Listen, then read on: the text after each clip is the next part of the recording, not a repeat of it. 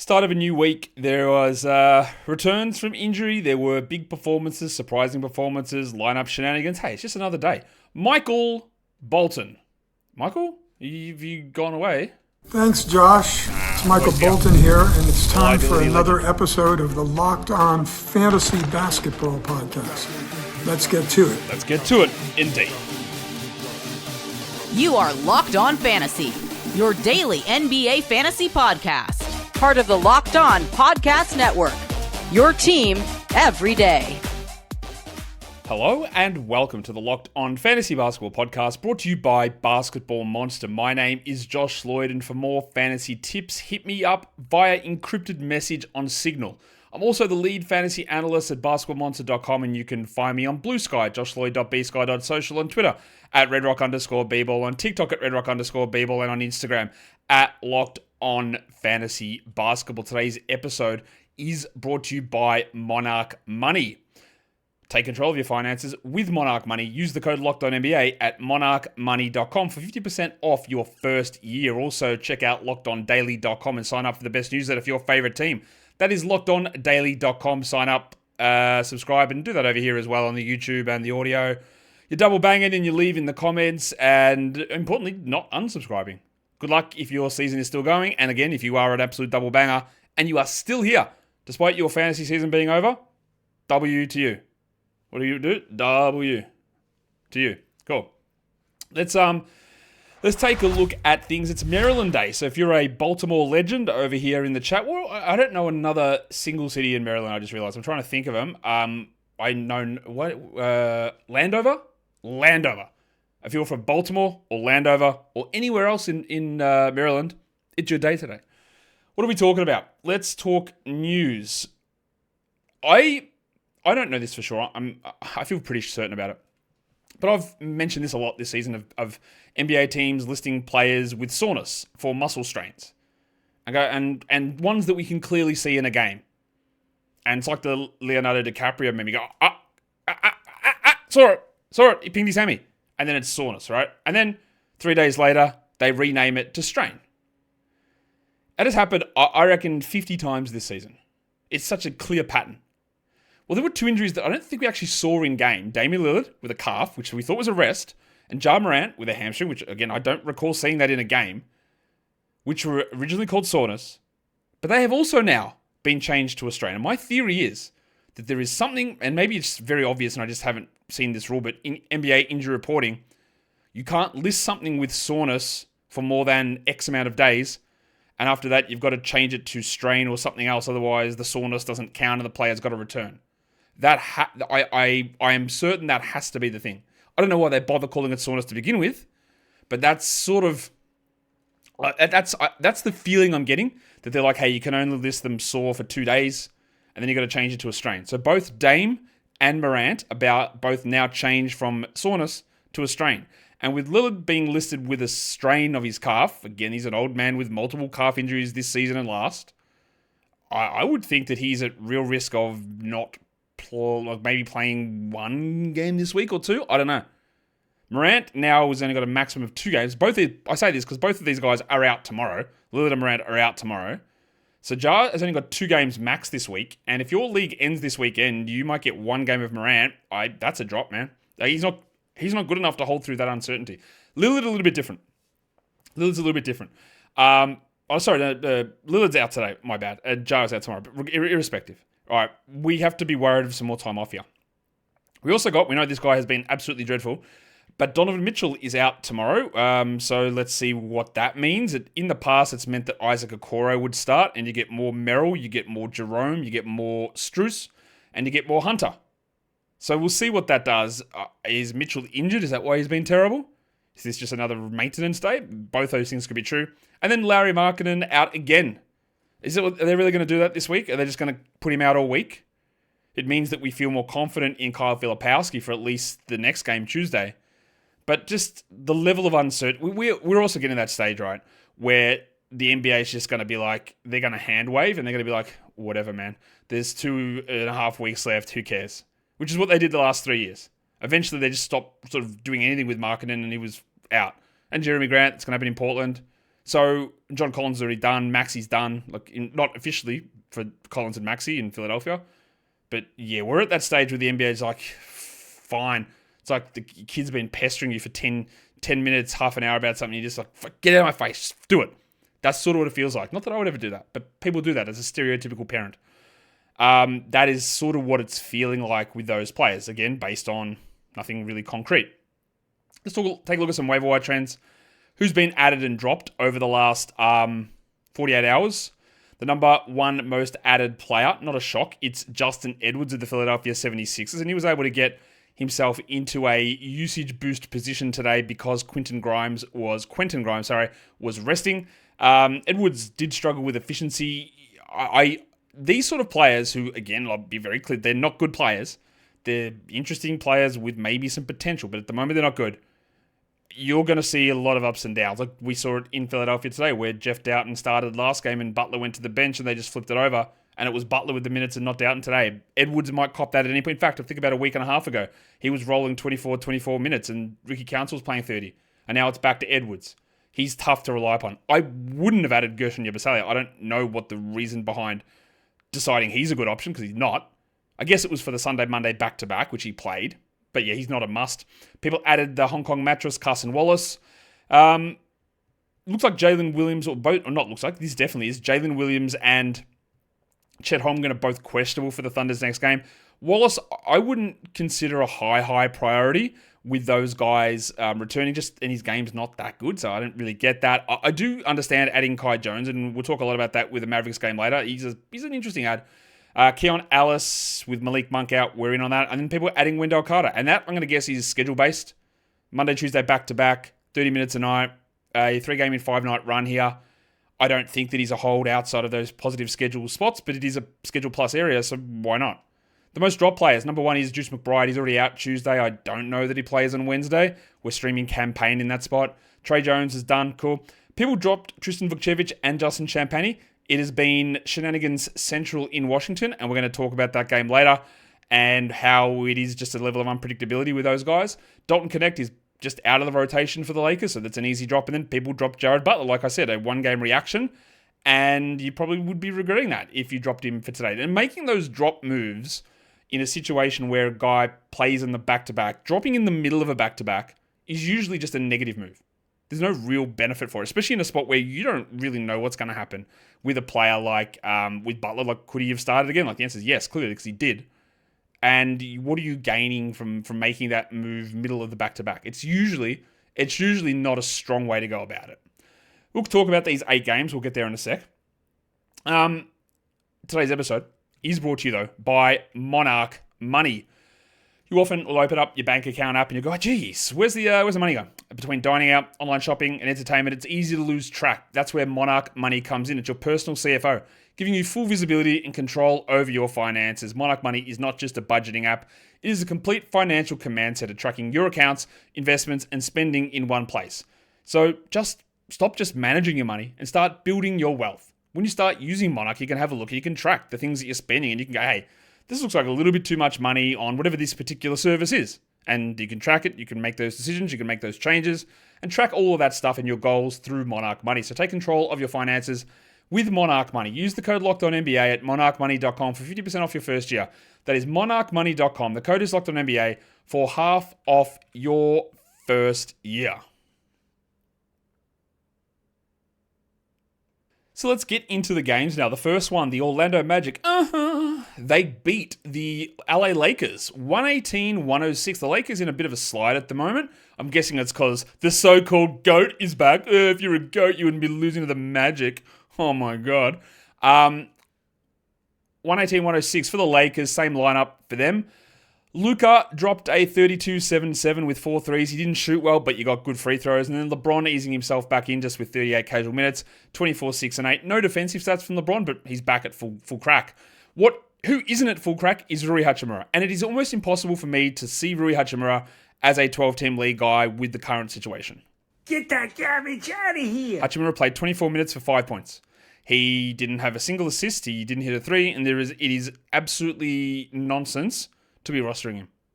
I know that you will look at Jackson Hayes' game and you will drop him because he had 4 and 4 in 18 minutes, and that's obviously terrible.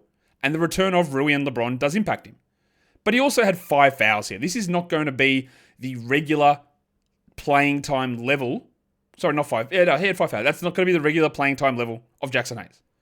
You can make decisions to drop him, no problem, right? His upside's low. But that's not because of this. We're also seeing the hit being taken by Austin Reeves. He had 18, 6, and 4, while Dalton Connect played 5 minutes, and Jordan Goodwin, who was giving us a little bit of value, signed the contract, and they said, nah, you're done now. That's 1 point in 13 minutes because, again, a million players came back, and that makes sense for that to be the case.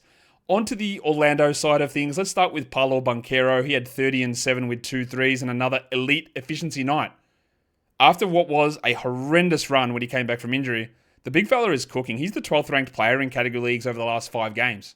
He's been ridiculously good for big chunks of this season outside of that weird period when he returned from injury. Franz Wagner also awesome, 32, 5, and 9. And we actually got another good game from Mr. Black. Anthony Black played 30 minutes. He had 17, 5, and 6, steal and a block. He shot 70%. I am not at all willing to trust Anthony Black and the playing time, although he's got 20 plus minutes in 3 straight games with Corey Joseph, with Cole Anthony out.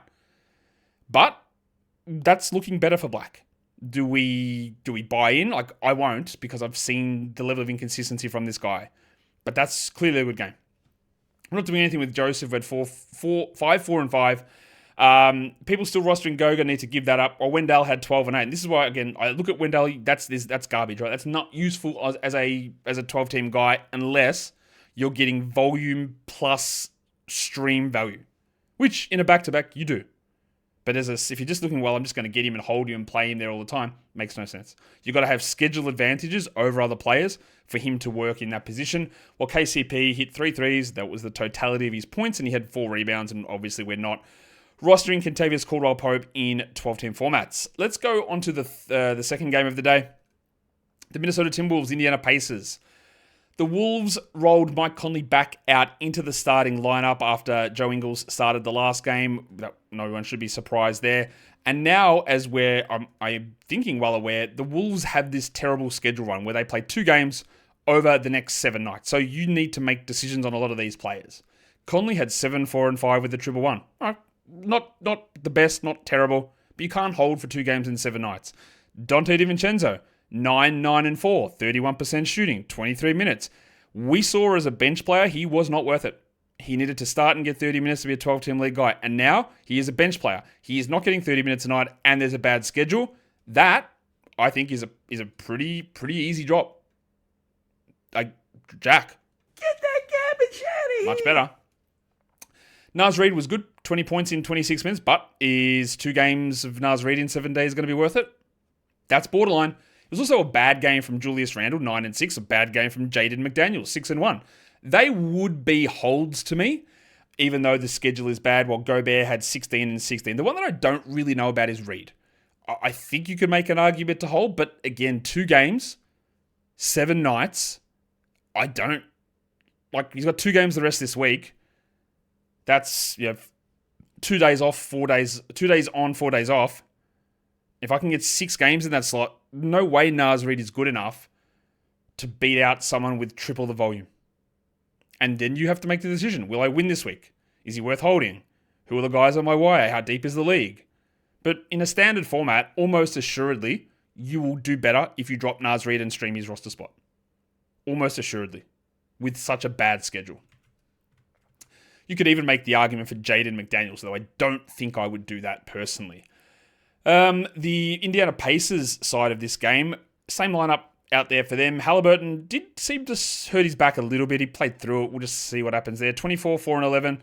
Steal and a block. That's unbelievable to see. Miles Turner, only 7 points, but 9 boards and 4 blocks. You love it.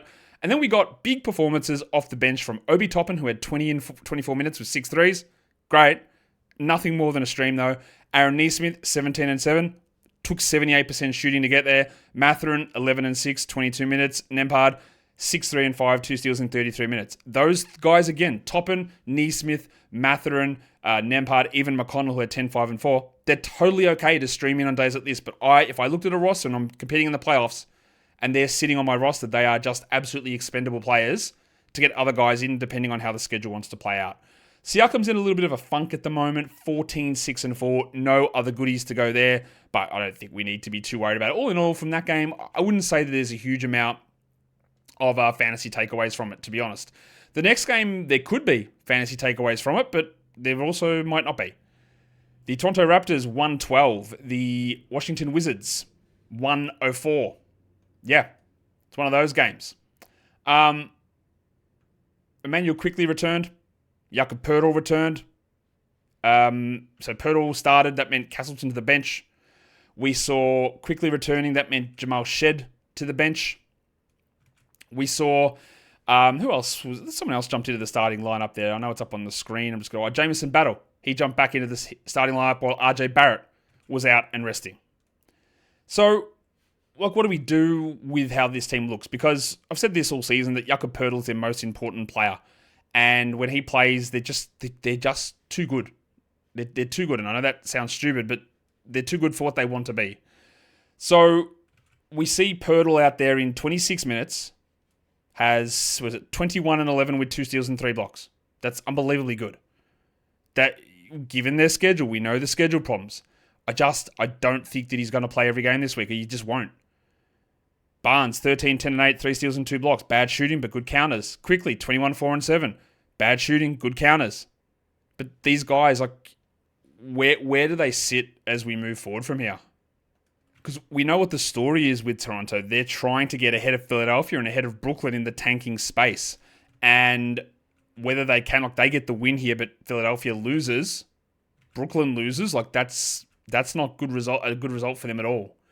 So it's getting tough for them to push into that area, which might mean that these guys actually just do play rest of season.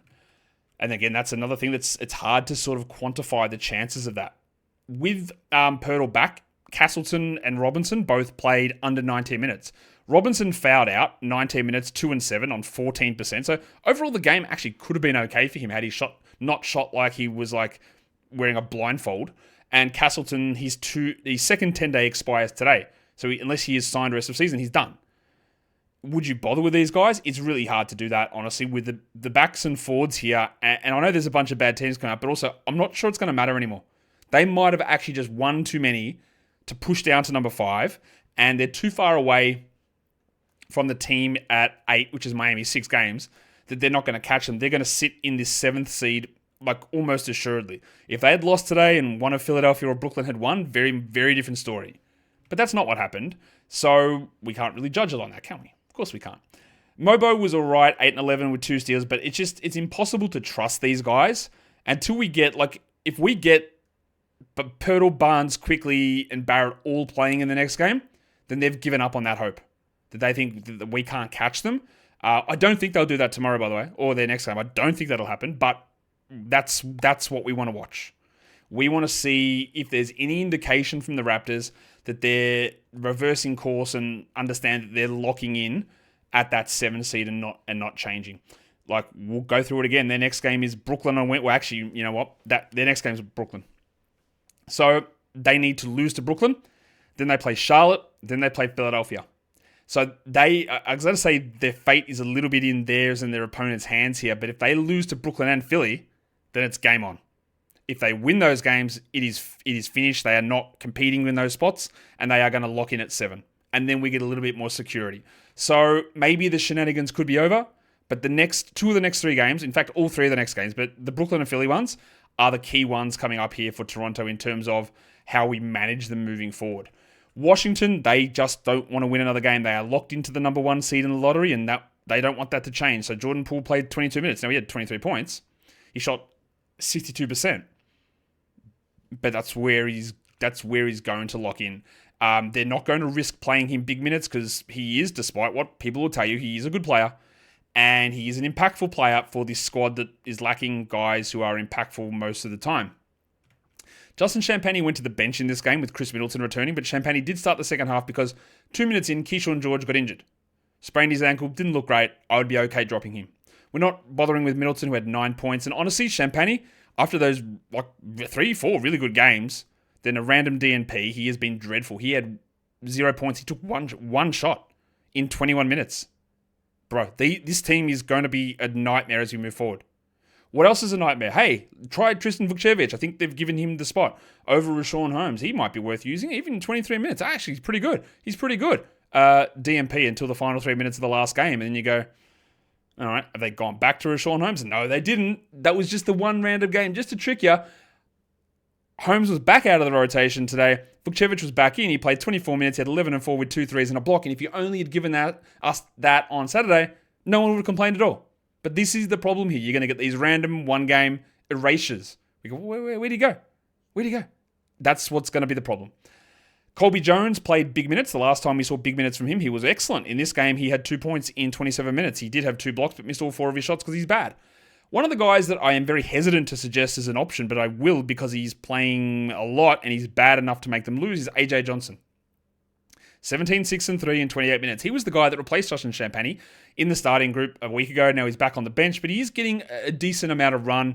And when you're looking for some points, some threes, and some assists, Johnson's there. But again, you could get dicked at any point. I don't think you're at much risk with him as you are with Champagnie and Vukcevic in that they play too well. He's bad. I think he's very bad, AJ Johnson. So those other guys I think are good enough. So even if Johnson racks up stats, I don't think that it's going to lead to them winning. So what do we do overall here? We just monitor the Vukcevic thing. I don't think we rush to add Champagnie, although George is out, so you never know. Johnson's there. It's just good. If you add a Wizards player, just be prepared to get slapped. Just be prepared. I haven't even talked about what on earth this is from Alex Sarr. He had 16 and 5 with 3 blocks. You love that. But the big fella went 32 from the field and 33 from the line. What's the true shooting on that? As I get out the calculator, I don't. It's just in front of me. 34.8. Absolutely dreadful. What a horrendous, horrendous number. He looked like he was turning a few of those things around. I don't think we're going to be at risk of him missing games, but some lower minutes games, distinctly possible. We've got more games we're going to get into. Next one, another one of these games with some tanking implications. All right, so we did have it. It was Anthony Davis. He returned. The Mavs win at 120-101. Davis is the guy that started pretty clearly. But that meant that Najee Marshall was the one that moved to the bench. So they decided, right, PJ Washington's a 4. He can play a little bit of the 5 if necessary. Anthony Davis, he's a 5, but let's make them all play out of position. PJ, you go to the 3. AD, we know you can't shoot, but let's make you go to the 4 as well. And we'll put you next to another non-shooting big. Pretty good idea, I would say. Now, they won the game, obviously, against the Brooklyn Nets, but it doesn't make any sense to me. But, currying favor so you can feel good about having a shoe exec as your GM is probably a good way to run a franchise, I'm guessing. Davis starts. Najee Marshall goes to the bench, like we just said. We'll start with AD and his level of production here, which was muted, which I think is to be expected given the long absence that he had. He played 27 minutes. He had a limit of 28. He had 12 and 6 with 3 assists, a steal, and a block. Very far from being bad. Pretty good, actually. He's not going to play tomorrow, but he'll be back on Thursday. So that's all well and good. As for Marshall, minutes cut way down, 27. He still had 22 points. He still shot 60%, which helps, but no defensive stats. We hold him for tomorrow, and then we assess after Thursday's game, because 27 of Najee might not be enough. Kai Jones, 28 minutes. Now, he's been playing fewer minutes than that when Davis has been out, which is curious. He had 13 and 9, had 100% shooting. His two-way contract, Kai Jones, lets him play every game up until the time when the Mavericks can convert that contract to a full-timer. So he can basically play the whole way through now. So he should be rostered, Kai Jones. Spencer Dinwiddie should also be rostered. 16 points, 12 assists, 4 steals, top 50 over the last 2 weeks. You don't really expect that from Dinwiddie because he's bad, but he's been really, really good here. And he should be on rosters. Max Christie is going to be a cut. Hold him for tomorrow. He had 10 points in 26 minutes, while Clay, I think he's almost a cut as well. He probably is, actually. He had 8 points in 25 minutes. He's honestly just an afterthought at this point. What is he, a 3 streamer? Probably. As for PJ, sprained his ankle at the end of the first half, but he was able to return. He had 16, 2, and 5. Not a great game, but not a terrible game. While Brandon Williams has 3 games left. He had 15, 5, and 4, which is good enough. But if you're rostering him, there are just better ways to spend that roster spot at this point. The other guy on the two-way contract, Kessler Edwards, has got 1 game left, and he will come in tomorrow, and that'll be his final game. So if you wanted to stream him for Tuesday, you can do that, but it's literally just a 1-game thing. After that, he is done, and he cannot play again. That's it for him. Unless they decide to sign him later on in the season on those final day of the year.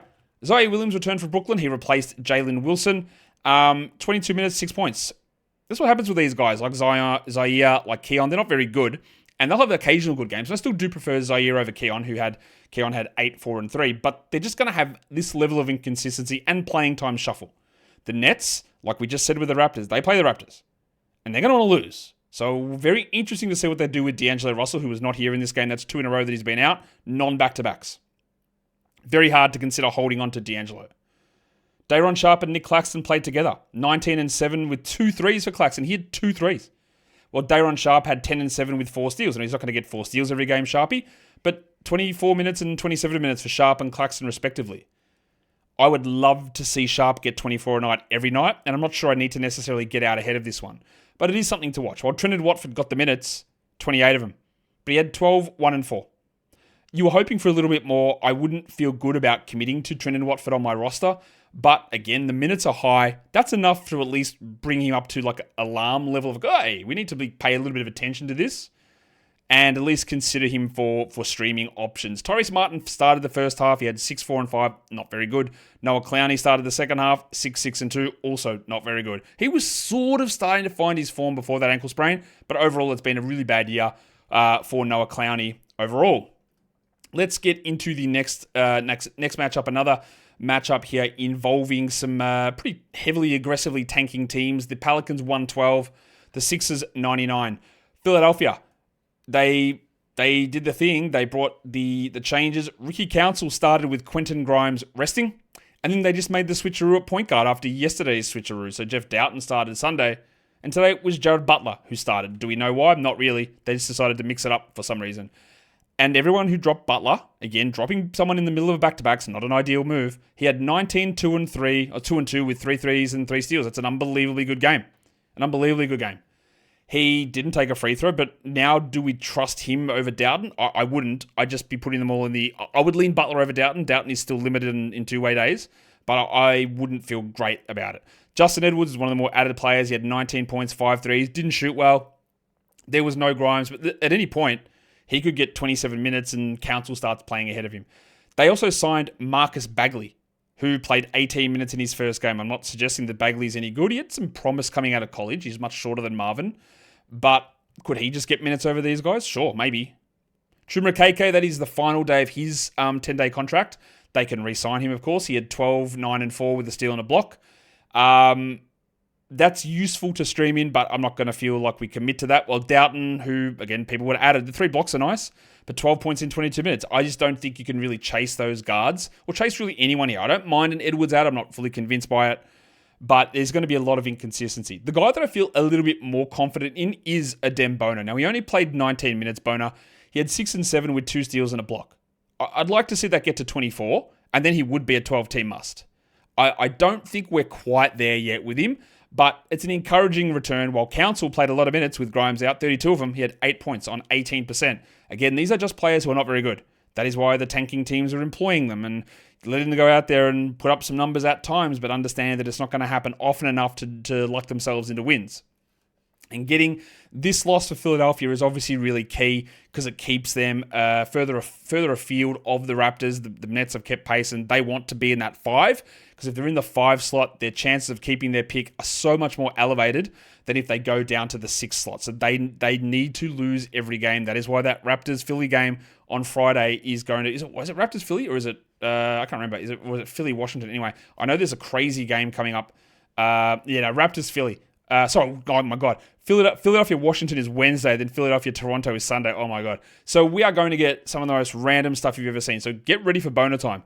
Get ready for Marcus Bagley. Get ready for a Jared Butler, Jeff Doughton switcheroo. Like just consistently. It's going to be absolutely on in terms of what the Philadelphia 76ers decide to do.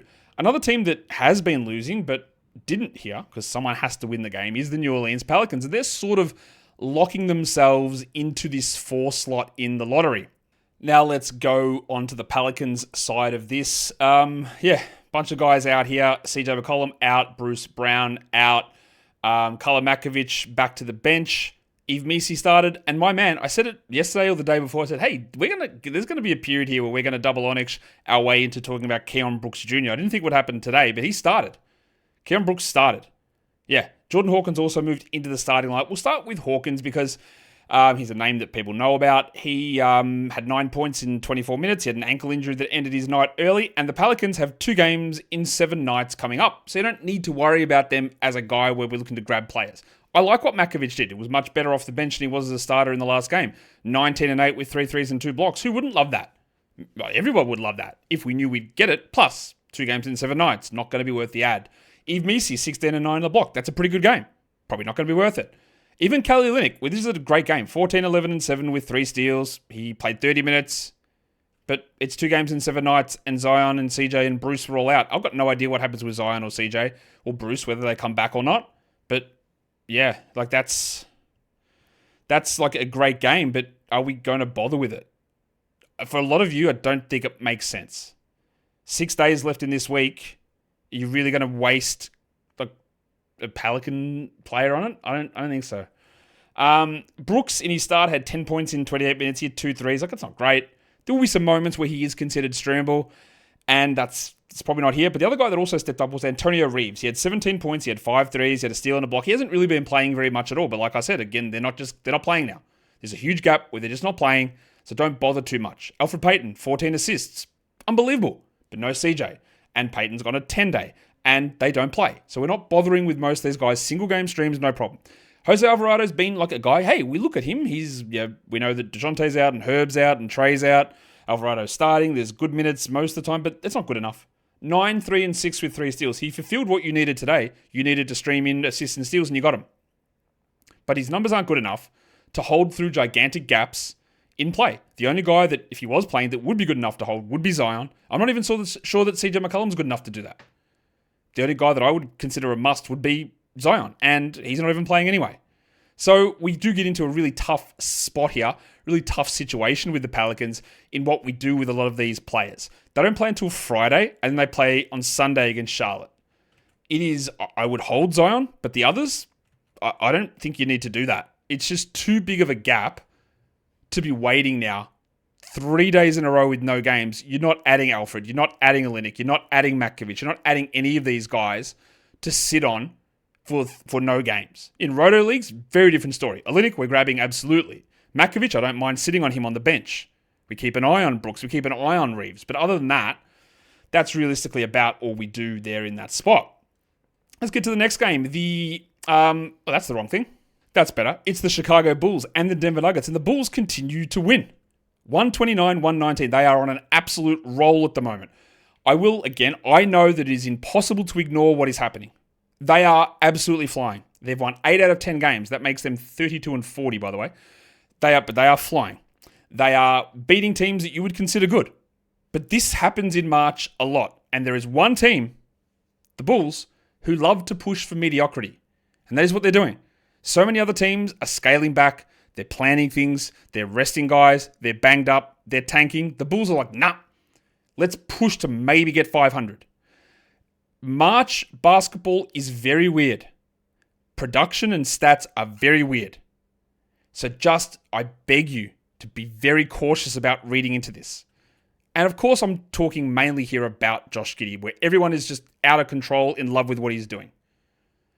36 minutes, 26 points, 8 rebounds, 9 assists, 73% shooting, 80% from the line, another 67% shooting from 3. An excellent game. Again, we are talking about a top 5 fantasy player over the last month. Ridiculous numbers.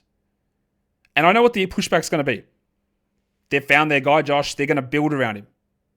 Well, the pushback I have to that, which is flimsy at best, is like, if you build around Josh Giddey, you will be an 8th seed, which for this team actually makes sense.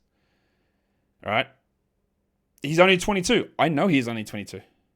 But remember, these numbers here, it's fake. I can't stress enough it is fake. The opponents, the level of care on other teams, the fact that there's no Ayo Dosunmu or Alonzo Ball, you go, well, they're not part of the future on this team. Sure, no problem. That might be true, but they're also players that are going to come back and play. Plus, whatever top 10 draft pick they get this season. Plus, whatever happens in free agency as well. Like, this is just not the totality of this team as we move forward. I know how hard it is to push back or to even dismiss this stuff. And sometimes I can be wrong on this stuff easily, right? But you have to understand all of the context behind it. This is very similar to Mikal Bridges post-trade. Just doing everything. Every shot was going in. He was finishing at the rim at like 70% and mid-ranges at 48% or something. And he was getting every shot attempt possible. I went, yeah, this is fake as shit. Like, this is just no chance of holding at this level.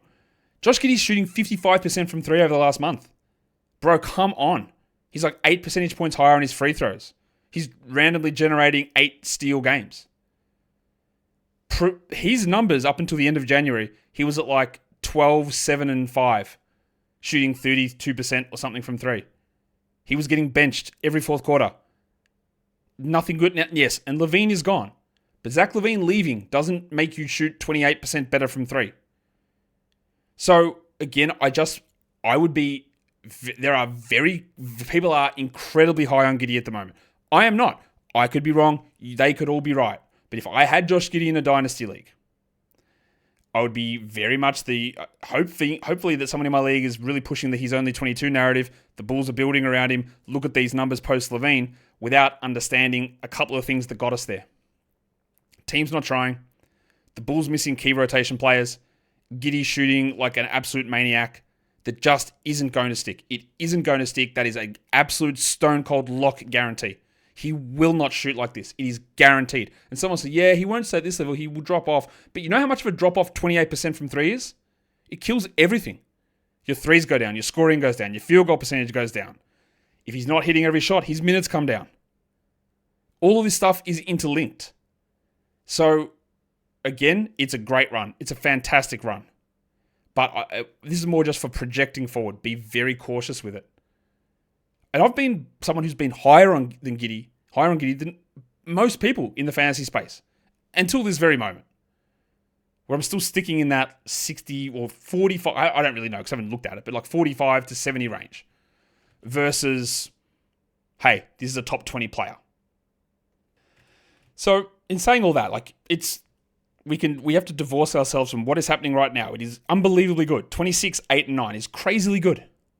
But I don't think, and I'm happy, if this happens and he comes out and he is the man playing 36 minutes a night with 26 usage, averaging 25, 10, and 10, I'll admit that I was wrong on it without any question.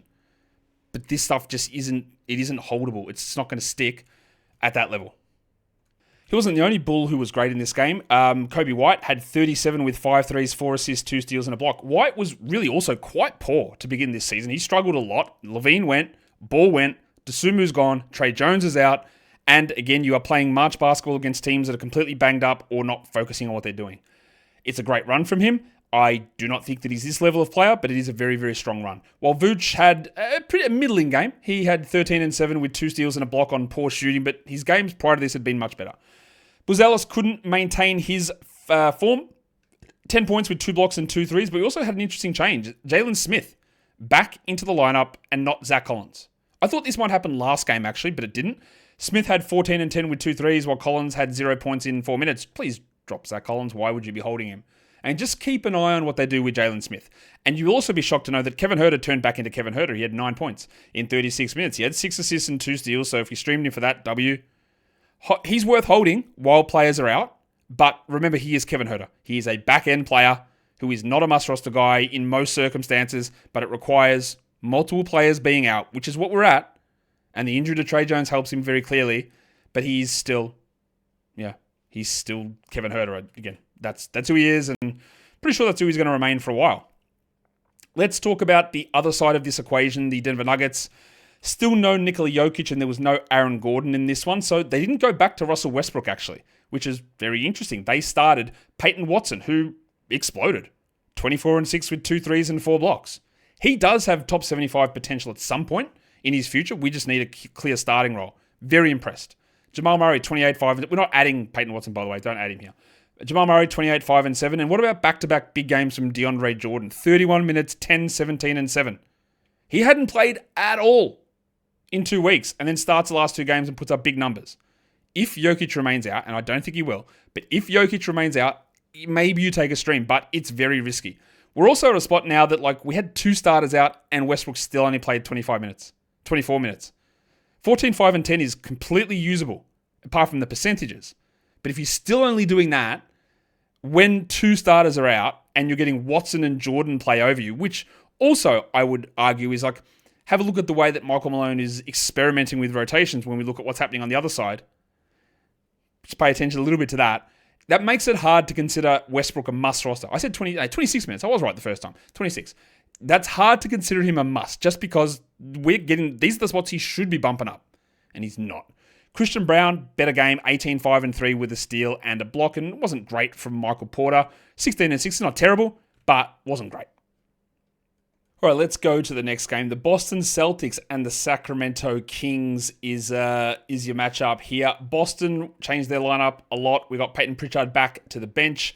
Jaylen Brown was back. Sam Hauser to the bench. Kristaps Porzingis starting with Al Horford resting on the back-to-back. And Jrue Holiday returned. He replaced Peyton Pritchard. But that's not really the story. They win the game easily against the Kings. It's 119-95. 119? 113-95 the final score. Jayson Tatum, though, hurt his ankle. It looked significant. He went to the bench, he came back in, he shot the free throws, then he went to the locker room and didn't return. That is going to be the concern here as we move forward for the Celtics and for anyone who's got Jayson Tatum in their fantasy league. Tatum, before that injury, was 25 and 7 with 8 assists, like really good. And now we see what happens. The guy that stepped up is a guy we've talked about a couple of times, and I said in the final week of April, we're probably going to talk about this man. Let's talk about him now. Baylor Scheierman. 28 minutes, 9 and 7, 3 threes, 2 steals, and a block. But remember, Horford was out, Hauser was out. Right, so we're not rushing to add Scheierman here because both of those guys will get preference. But now we are definitely more locked in on Baylor Scheierman as an option in deeper leagues, and we just pay attention in shallow leagues. Derek White had 12, 5, and 8. Luke Cornett was very good. 13, 8, and 3, a steal and a block. He's always worth a stream when somebody is out. And then Jaylen Brown returned. And man, what a disappointing season this has been for Jaylen. He had 9 points in 26 minutes. Peyton Pritchard, 35 minutes off the bench. That's great. 22 and 5 with 5 threes. And Porzingis had 16 and 8. Another disappointing Jrue Holiday night. 18% shooting. I wouldn't bother rostering him. But of course, everything all just comes down to what happens with Tatum. What this should do is if Tatum is out, Horford becomes more valuable, Hauser becomes more streamable, and Scheierman becomes more of a deeper league guy that we pay attention to. We hope this is not serious, but I'm going to be very, very surprised if Tatum plays the rest of this week at least, and we hope that it's no longer than that. That's the hope. I don't know how accurate it is, but that's the hope. Maybe we get some more information before the end of this show. On the Sacramento side of it, very disappointing loss, even though they did get back the big fella, Domantas Sabonis. He returned. I think there is a chance that Sabonis does play tomorrow. So he moved back into the starting lineup with Jonas Valanciunas moving to the bench. He played 13 minutes, while Trey Lyles played 9. So if you stream those guys in with Sabonis being out, and I don't blame you. Shams said at least 10 days and he came back in 6. So what the hell do you do with that? I think that Sabonis actually just plays tomorrow, so I would be okay. I would probably wait a little bit for information on that, but I don't think Sabonis is out tomorrow, so I think Valanciunas and Lyles are drops. There was no Malik Monk, so Keon Ellis didn't take many shots, but he played a lot more. 14, 3, and 4 with 2 steals on 71% shooting. While he starts, you use Keon. Otherwise, you don't. Sabonis had 16 and 17, pretty good game, but overall really disappointing, and it's been disappointing for Zach LaVine for a while now. Don't do anything silly and drop him, but he had 14 and 5 on 38% shooting, 16 attempts, and DeRozan was equally inefficient, if not more. Well, actually, the exact same field goal percentage, 38. He shot 24 times, DeRozan, for 20 points with 10 assists, and Keegan Murray just has shown no real elevation in his game at all. Just the same stuff all the time. 13 and 5 with 3 threes and 2 steals. You're obviously still holding DeRozan and LaVine. Murray remains that back-end player that when the schedule doesn't line up, you drop him. That's easy. But there was no Monk, there was no Carter in this one, and that's going to impact some of these other players, like Alice in particular. We'll see if they're available to return in tomorrow's game. Final game. Milwaukee, Phoenix. The Suns win it 108-106. The Bucks had the same lineup out there because still no Damian Lillard, so we had Ryan Rollins still in the starting lineup. We'll start with Rollins and see how he performed because remember, we had one of the games where Ryan Rollins went off and one game went off. We played most minutes and the next game it was Kevin Porter who played most minutes. It has been Rollins that has started all of these games. So how did he go? 26 minutes, 8, 3, and 3. That doesn't help me at all, Glenn Rivers. 26 minutes, it's straight in the middle. What are we doing?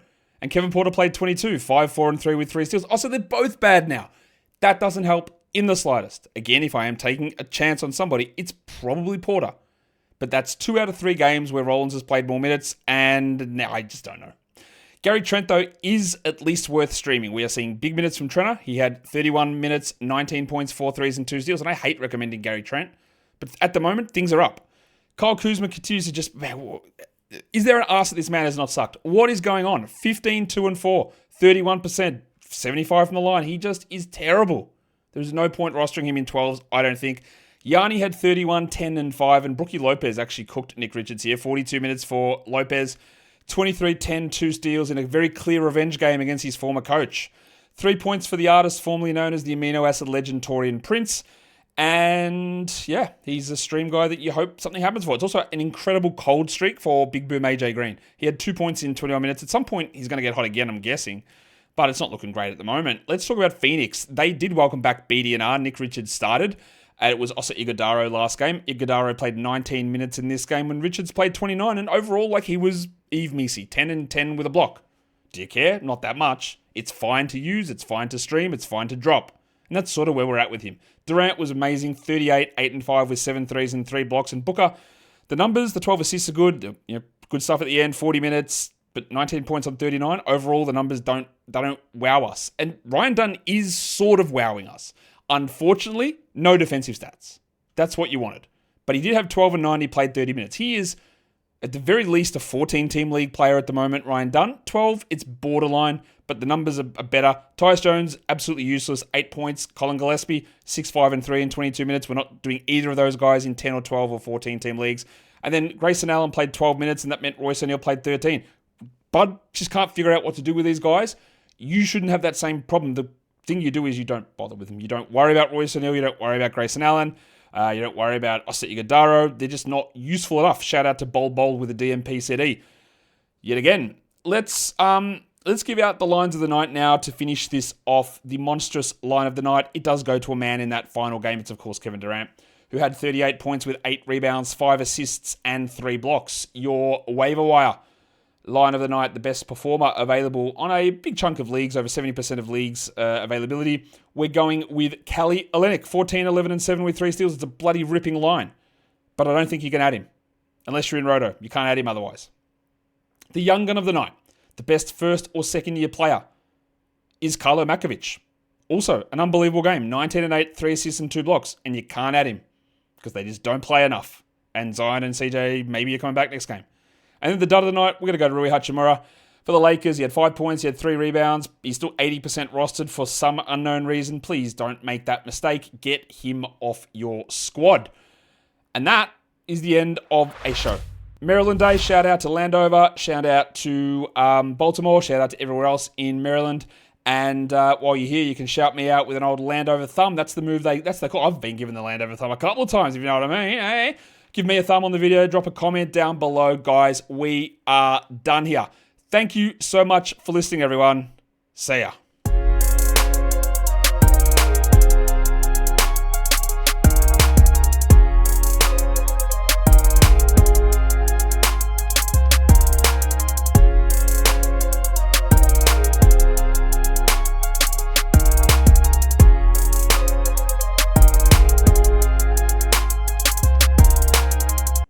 Josh, Landover thumb legend, Lloyd.